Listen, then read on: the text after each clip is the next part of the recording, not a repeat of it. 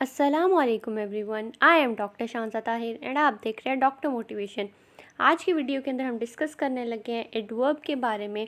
तो एडवर्ब हमारे पास एक ऐसा वर्ड होता है जो हमारे पास क्वालिफाइज करता है वर्ब को, एडजेक्टिव को एंड एडवर्ब को। तो ये इन तीनों को हमारे पास क्वालिफाइज करता है, तो उसको हम एडवर्ब कहते हैं।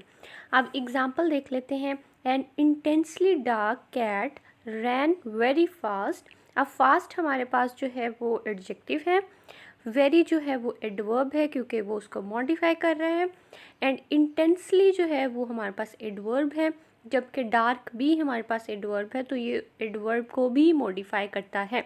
तो ये आपने बात याद रखनी है कि ये हमारे पास एक ऐसा वर्ड है जो हमारे पास वर्ब को करता है, हमारे पास एडजेक्टिव को मॉडिफाई करता है एंड हमारे पास एडवर्ब को भी मॉडिफाई करता है।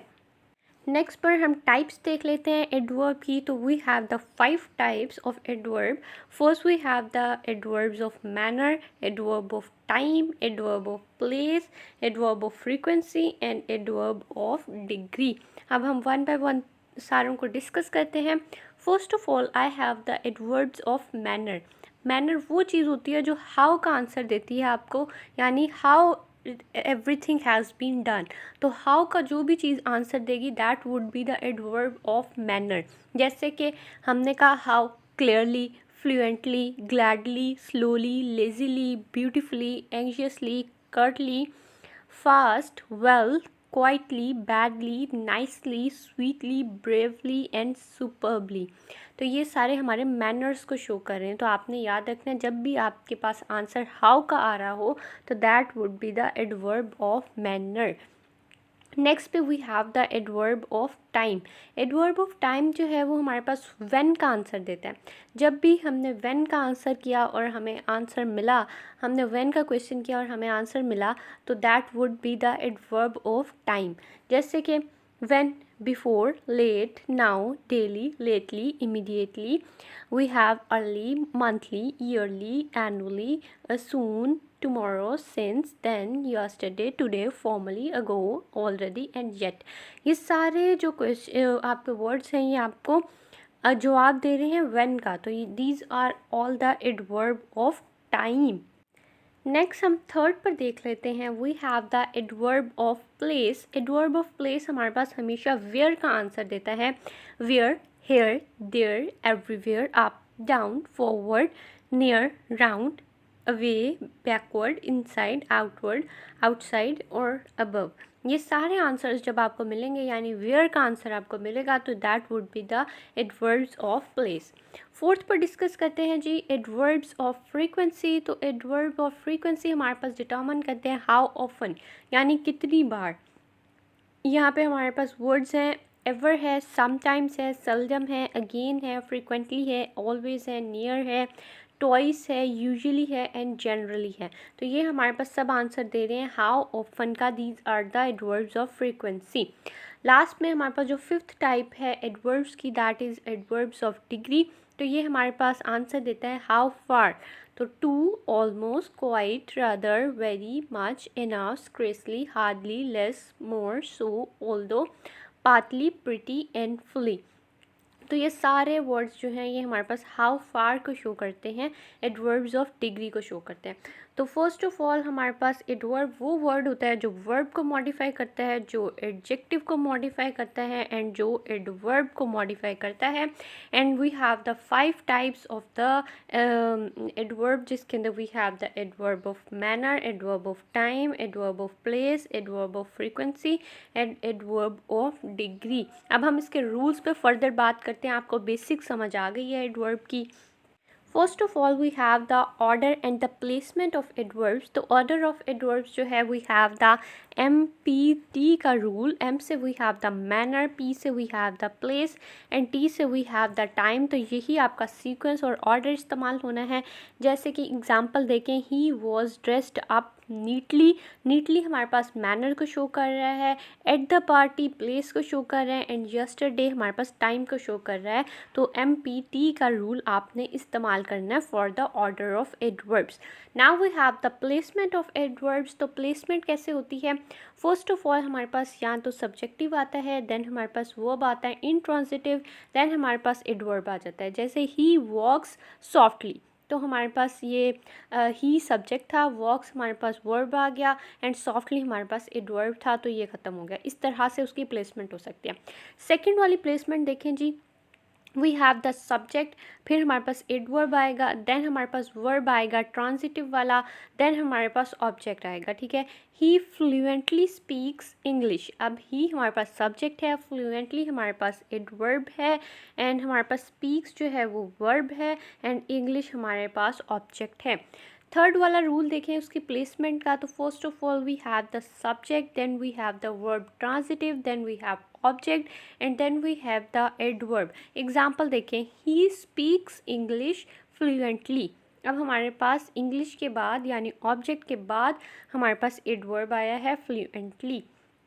फोर्थ वाली प्लेसमेंट देखें, सब्जेक्ट है, then we have the helping verb, then we have the adverb, then we have the verb transitive, and then we have the object. Example देखें, he has fluently spoken English. तो he हमारे पास subject है, has हमारे पास helping verb है, fluently हमारे पास एडवर्ब है, स्पोकन हमारे पास जो है वर्ब ट्रांजिटिव है, एंड इंग्लिश हमारे पास ऑब्जेक्ट को शो कर रहा है।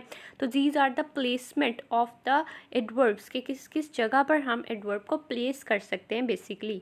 फिफ्थ वाला हमारे पास प्लेसमेंट का रूल देखें कि हमारे पास जो डेफिनेट टाइम के होते हैं हमारे पास एडवर्ब्स, तो या तो वो स्टार्ट में आता है या वो एंड में आता है। जैसे we have the today, yesterday, tomorrow, तो या ये स्टार्ट में आएगा या ये लास्ट में आएगा। जैसे today he may arrive late, या he met me glaringly at the station yesterday, तो या लास्ट में या स्टार्ट में आएगा।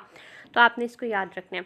Next we have the six वाला rule, adverbs of frequency are placed before the word they modify.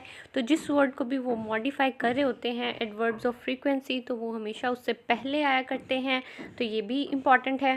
Example देखें, ही always preferred studying. तो स्टडिंग हमारे पास को वो रेफ़र कर रहा है और ऑलवेज़ जो है वो उससे पहले आया हुआ है, तो ये आपने देखना है। Then we have the seven वाला रूल जिसके अंदर if an adverb modifies an adjective और another adverb it is rightly placed before it, तो वो उससे फ़ौरन पहले आएगा अगर वो किसी भी एडजेक्टिव या एडवर्ब को मॉडिफाई कर रहा हो। एग्जाम्पल देखें, an intensely dark cat ran very fast. तो हमारे पास इंटेंसली जो है वो एडवर्ब है, डार्क भी हमारे पास एडवर्ब है, तो एडवर्ब को ही ये मॉडिफाई करा है, तो बिल्कुल उससे पहले आया, इमीडिएटली हमारे पास उससे पहले आया है। एंड रैन जो है हमारे पास फास्ट जो है वो एडजेक्टिव है, एंड वेरी जो है वो हमारे पास एडवर्ब है, तो ये एडजेक्टिव को जब मॉडिफाई कर रहा है तब भी बिल्कुल उससे पहले आया है, तो ये बात आपने याद रखनी है।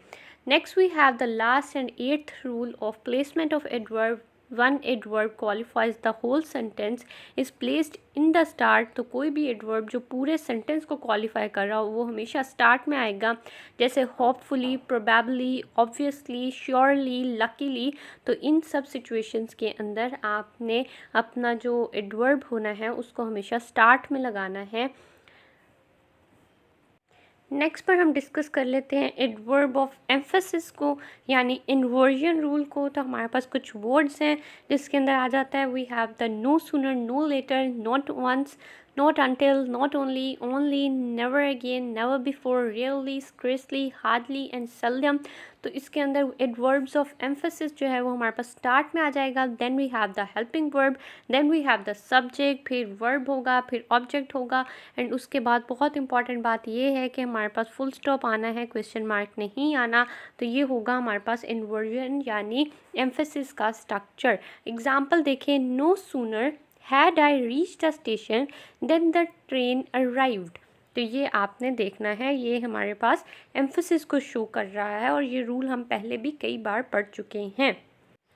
फोर्थ वाला रूल देखें, नेवर स्प्लिट इन्फिनेटिव। इन्फिनेटिव हमारे पास क्या होता है, टू के साथ जब हमारे पास वर्ब की फर्स्ट फॉर्म आया करती है तो दैट इज़ इन्फिनेटिव। तो कभी भी हमने उसको स्प्लिट नहीं करना, टू और वर्ब की फर्स्ट फॉर्म हमेशा साथ आनी है इसके अंदर।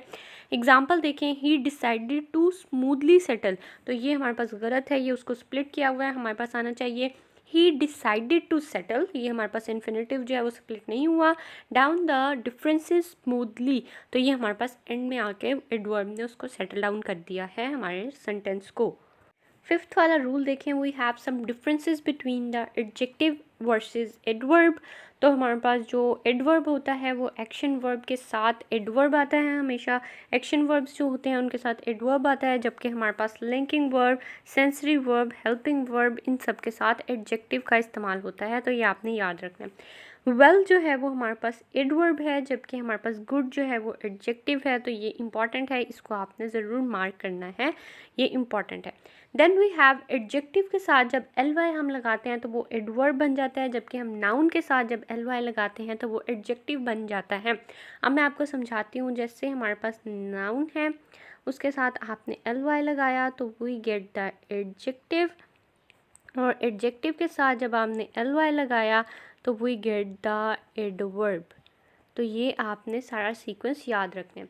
ब्यूटीफुली जो है वो हमारे पास एडवर्ब है, जबकि हमारे पास फ्रेंडली जो है वो एडजेक्टिव है। फ्रेंड जो है नाउन है और उसके साथ ly लगाया तो ये एडजेक्टिव है, जबकि ब्यूटीफुल हमारे पास जो है वो एडजेक्टिव होता है और उसके साथ जब ly लगाएंगे तो एडवर्ब बन जाएगा। तो ये बात आपने याद रखनी है, कभी भी सारे ly वाले वर्ड्स जो हैं वो एडवर्ब नहीं होते। मोस्टली आपने अपनी छोटी क्लासेस में यही पढ़ा है, मैट्रिक तक ऑलमोस्ट, कि जो ly वाले वर्ड्स होते हैं ly पे ख़त्म हो रहे होते हैं, दीज आर ऑलवेज एडवर्ब। तो ऐसा नहीं है। जैसे फ्रेंडली जो है वो हमारे पास एडजेक्टिव है, तो आपने इस बात का ज़रूर ख्याल रखना है अपने एग्ज़ाम्स में।